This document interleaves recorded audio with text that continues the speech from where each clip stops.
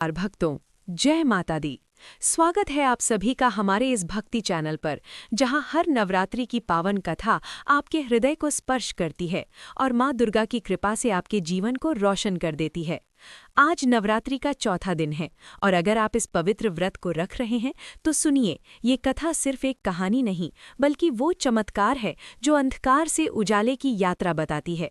कल्पना कीजिए, अगर आप इस कथा को पूरा श्रद्धा से सुन लेंगे तो मां कूष्मांडा की मुस्कान आपके घर में भी सुख, समृद्धि, स्वास्थ्य और ताकत भर देगी। लेकिन ध्यान रखिए, कथा सुनना जरूरी है, वरना व्रत का फल अधूरा रह जाएगा। तो तैयार हो जाइए, आंखें बंद कीजिए, मन को शांत कीजिए और चलिए शुरू करते हैं इस रोमांचक दिव्य कथा को, जहां एक हल्की सी मुस्कान ने पूरा ब्रह्मांड रच दिया, जहां त्रिदेव भी सहायता मांगने को मजबूर हो गए। क्या आप जानते हैं कि सृष्टि से पहले क्या था? सिर्फ घना अंधकार। सुनिए कैसे मां ने सब बदल दिया। प्राचीन काल की बात है। सनातन शास्त्रों में वर्णित है कि जब सृष्टि का कोई अस्तित्व नहीं था, चारों ओर बस अंधकार ही अंधकार छाया हुआ था। न कोई सूरज, न चांद, न तारे, न कोई जीव, न कोई ध्वनि। पूरा ब्रह्मांड एक गहरे सन्नाटे में डूबा हुआ था। ऐसे में ब्रह्मा, विष्णु और महादेव, ये त्रिदेव सृष्टि की रचना करने का संकल्प लेकर बैठे। लेकिन कैसे? अंधेरे में कुछ भी दिखाई नहीं दे रहा था, न कोई दिशा, न कोई मार्ग।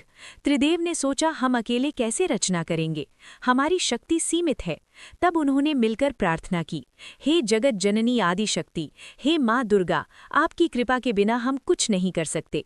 आप आइए, हमारी सहायता कीजिए। उनकी प्रार्थना इतनी पवित्र और तीव्र थी कि आकाश गूंज उठा, लेकिन फिर भी अंधकार टस से मस नहीं हुआ।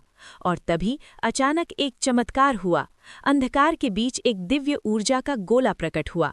वो गोला इतना तेजस्वी था कि देखते ही देखते चारों तरफ प्रकाश फैलने लगा। वो गोला धीरे धीरे नारी रूप में परिवर्तित हो गया। वो थी मां कूष्मांडा का चौथा स्वरूप, मां कूष्मांडा। उनकी आभा इतनी दिव्य थी कि पूरा अंधकार पल भर में दूर हो गया। मां के चेहरे पर एक हल्की सी मुस्कान थी, ईशत हास्य, और उसी मुस्कान से ब्रह्मांड की रचना शुरू हो गई। भक्तों, कल्पना कीजिए उस पल को जहां एक छोटी सी मुस्कान ने पूरा ब्रह्मांड रच दिया। इसी वजह से इन्हें कूष्मांडा कहा गया, क्योंकि कूष्मांड का मतलब है ब्रह्मांड को रचने वाली। मां ने सबसे पहले 3 महाशक्तियों को जन्म दिया, महाकाली, महालक्ष्मी और महासरस्वती। ये तीनों देवियां मां कूष्मांडा की शक्ति का ही विस्तार थीं। अब सुनिए आगे का रोमांच। महाकाली के शरीर से एक पुरुष और एक स्त्री का जन्म हुआ। पुरुष के 5 सिर और 10 हाथ थे, उनका नाम रखा गया भगवान शिव। स्त्री के 1 सिर और 4 हाथ थे, नाम सरस्वती। फिर महालक्ष्मी के शरीर से एक पुरुष और एक स्त्री का जन्म हुआ। पुरुष के 4 सिर और 4 हाथ थे, नाम ब्रह्मा। स्त्री का नाम लक्ष्मी। महासरस्वती के शरीर से भी एक पुरुष और एक स्त्री उत्पन्न हुई। पुरुष के 1 सिर और 4 हाथ थे, नाम विष्णु। स्त्री का नाम शक्ति। अब मां कूष्मांडा ने इन त्रिदेव को उनके साथी प्रदान किए, शिव को शक्ति, विष्णु को लक्ष्मी और ब्रह्मा को सरस्वती। फिर मां ने ब्रह्मा को सृष्टि रचने, विष्णु को पालन करने और शिव को संहार करने का दायित्व सौंपा। इस तरह से मां कूष्मांडा ने संपूर्ण ब्रह्मांड की रचना कर दी। अंधकार खत्म, उजाला फैल गया। सूरज, चांद, तारे, पृथ्वी, स्वर्ग, पाताल, सब कुछ उनकी उस दिव्य मुस्कान से अस्तित्व में आ गया। भक्तों, यही वो पल है जहां एक मां की मुस्कान ने सारी सृष्टि को जन्म दे दिया। क्या अद्भुत शक्ति है ना? मां कूष्मांडा का स्वरूप भी कितना दिव्य है। उनकी 8 भुजाएं हैं, इसीलिए उन्हें अष्टभुजा भी कहते हैं। उनके 7 हाथों में धनुष, बाण, कमल का फूल, कमंडल, अमृत से भरा कलश, चक्र और गदा सुशोभित हैं। 8वें हाथ में जप माला है, जो सारी सिद्धियां और निधियां प्रदान करती है। उनका वाहन सिंह है, जो साहस और शक्ति का प्रतीक है। मां कूष्मांडा सूर्य मंडल में निवास करती हैं। उनके शरीर की कांति इतनी तेजस्वी है कि सूर्य भी उसी से प्रकाशित होता है। वो सूर्य मंडल के अंदर और बाहर हर जगह रह सकती हैं। उनके तेज से 10 दिशाएं आलोकित रहती हैं। ब्रह्मांड की हर वस्तु और हर प्राणी में उनका तेज व्याप्त है। कहते हैं कि मां को कुम्हड़े की बलि बहुत प्रिय है, क्योंकि कुम्हड़े को ही कूष्मांड कहते हैं। नवरात्रि के चौथे दिन इनकी पूजा से रोग, शोक, भय सब दूर हो जाते हैं। अब सोचिए भक्तों, अगर आप इस कथा को सुन रहे हैं तो मां कूष्मांडा आपकी ओर देख रही हैं। जो भक्त सच्चे मन से व्रत रखते हैं, कथा सुनते हैं और पूजा करते हैं, उनके जीवन में क्या क्या चमत्कार होते हैं।